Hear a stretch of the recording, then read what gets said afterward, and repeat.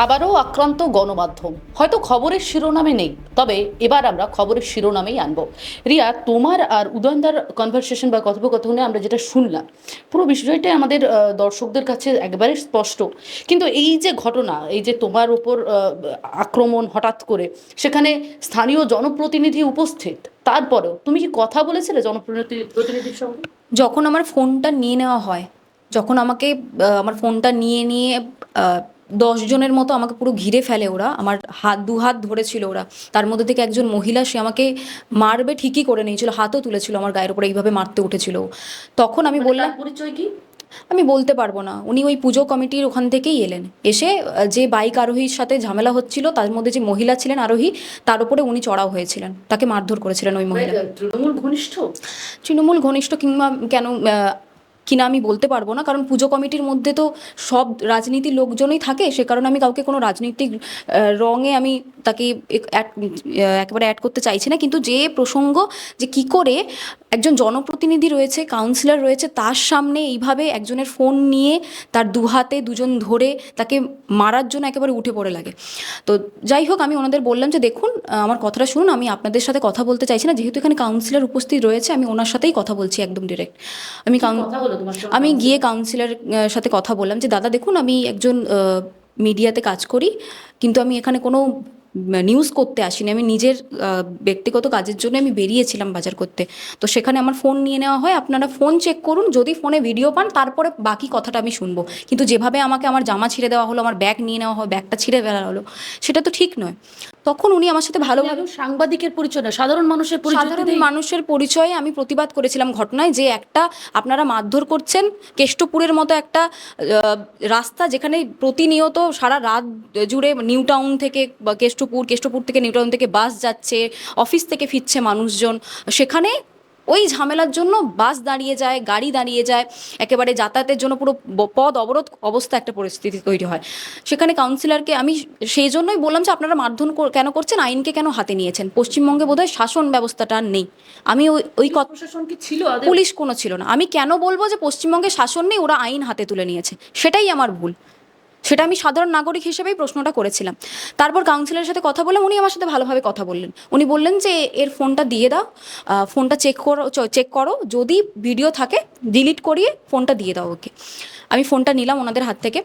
ফোনটা আমি ভিডিও ছিল ফোনের মধ্যে, কিন্তু ভিডিওটা আমি ডিলিট করে ওনাদেরকে দেখিয়েছিলাম, ওনারা খুঁজে পাননি।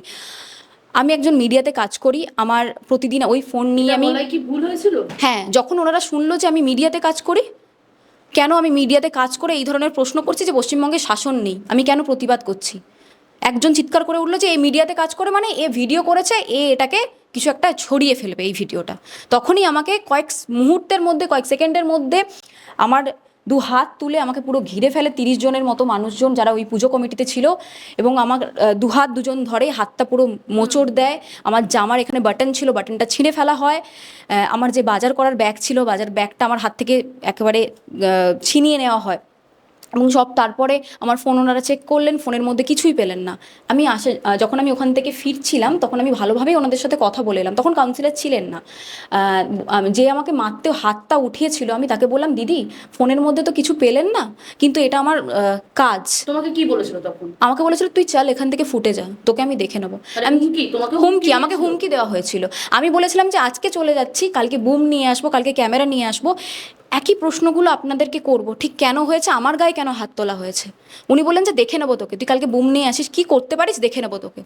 আমি ওখানে থাকি, আমি নিজের ব্যক্তিগত কাজের জন্য বেরিয়েছিলাম, সেখানে দাঁড়িয়ে কাউন্সিলর নয়, কাউন্সিলরের আশেপাশে যারা ছিল, অনুগামী?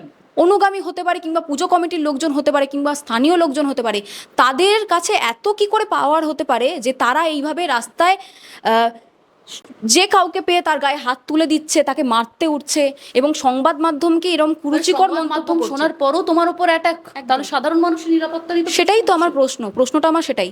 আমি আসার সময় বলেও এসেছি যে আজকে আমি খালি হাতে এসেছিলাম, সাধারণ নাগরিক হিসেবে এসেছিলাম, কালকে আমি বুম নিয়ে আসবো, আমি প্রশ্ন করবো, উত্তরটা আপনাদের দিতেই হবে। তখন সেখান থেকে বেশ কিছুজন পুরুষ মানুষ ছিলেন, যে মহিলা আমাকে মারতে হাত তুলেছিলেন, উনি বললেন যে কালকে আয়, দেখে নেবো তোকে। ঠিক এই ধরনের কথা। আমি তখন ওই জায়গা থেকে বেরিয়ে আসি, আর ভিডিওটা ডিলিট করতেও আমি বাধ্য হয়েছিলাম, কারণ ওখানে 30 জন ছিল, আমি একা ছিলাম, আমার পক্ষে ওখান থেকে বেরিয়ে আসা সম্ভব ছিল না কোনো মতে, প্রাণ বাঁচাতেই বলতে পারেন। তো বাজারে গেছিলে, তো তোমার সঙ্গে তো আরো জিনিসপত্র ছিল বাজারে। আমি সবেমাত্র বাজার করতে যাচ্ছিলাম, তো যখনই দেখছি যে এই একবারে কেষ্টপুরের ওই জায়গাটায় ওই ঝামেলাকে কেন্দ্র করে রীতিমতো বাস দাঁড়িয়ে রয়েছে, গাড়ি ঘোড়া দাঁড়িয়ে রয়েছে, কেউ যাতায়াত করতে পারছে না, তারপরেই আমি প্রতিবাদ করার পরেই আমার উপর আক্রমণ। এই ঘটনার পর তুমি ঠিক কি করলে, কি ভাবলে? মানে এই যে একটা ব্যাপার, তুমি সাধারণ নাগরিক হিসেবে গিয়ে আক্রমণ হচ্ছে, তুমি কি ভাবলে, তারপর কি করলে? প্রথমত তো আমি বাইরে থেকে এখানে এসেছি, কাজ করার জন্য এসেছি। একটু মানে কিছু সময়ের জন্য আমি খুব আতঙ্কিত হয়ে পড়েছিলাম, কি করব খুঁজে উঠতে পারছিলাম না, যেহেতু আমার এখানে কেউ নেই। আমি প্রথমত তো আমাদের যে অফিসে যে যিনি রয়েছেন উদয়নদাকে আমি ফোন করলাম। উনি বললেন যে চিন্তা করার কোনো ব্যাপার নেই, অফিস তোমাকে পুরো সাপোর্ট দেবে, তুমি সেফলি রুমের মধ্যে যাও, নিজের যে ডাক্তার দেখানো হাতের কি সিচুয়েশন আছে সেটা তুমি করো। পরবর্তীতে অফিসের তরফ থেকেই আমাকে আরজি করে নিয়ে যাওয়া হয়, সেখানে আমরা ডাক্তার দেখাই। ডাক্তার বলে যে একটা মাইনর চোট আছে, কিন্তু যেহেতু হাতটা আমার এইভাবে হাতটা মুড়ে ফেলা হয়, সে কারণে হাতের যে মাসেলগুলো ওগুলো ফুলে গেছে। তো তারপর আমাকে এক্সরে করানো হয়েছে, ওষুধ দেওয়া হয়েছে, এবং সব কিছু মিলিয়ে এখন সুস্থ রয়েছে। কিন্তু যে ঘটনা আমার সাথে হয়েছে তার আমি প্রতিবাদ করবই। আমি একজন নাগরিক এবং সংবাদ মাধ্যমে কাজ করি, সেখানে আমার ফোন নিয়ে আমি একজন মহিলা, আমার ব্যক্তিগত বেশ কিছু জিনিস থাকতে পারে, আমার গ্যালারি খুঁজে দেখা হলো কি কি ভিডিও রয়েছে। কালকে আমি কাজে বেরিয়েছিলাম, বেশ কিছু মিছিল কভার করেছিলাম, সেগুলো খুঁটিয়ে খুঁটিয়ে দেখা হলো, ভিডিওগুলো প্লে করে দেখালো তার মধ্যে কিছু রয়েছে কিনা। এই ধরনের জিনিস আমি কোনোদিনও এক্সপেক্ট করিনি, আর আশা করছি যে আমার অফিস বাংলা হান্ট তার তরফ থেকে রীতিমতো আমি পুরো সাপোর্ট পাচ্ছি। আর যে ধরনের ঘটনা হচ্ছে রাস্তাঘাটে, সাধারণ নাগরিক হিসেবে প্রতিবাদ জানাচ্ছি, একজন সাংবাদিক হিসেবেও আমি প্রতিবাদ করছি।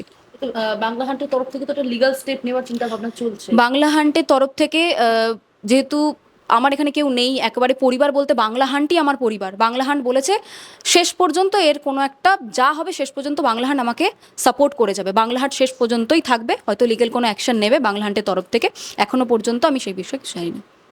বাংলা হান্টের আরও খবর দেখতে নজর রাখুন। বাংলা খবর মানেই বাংলা হান্ট।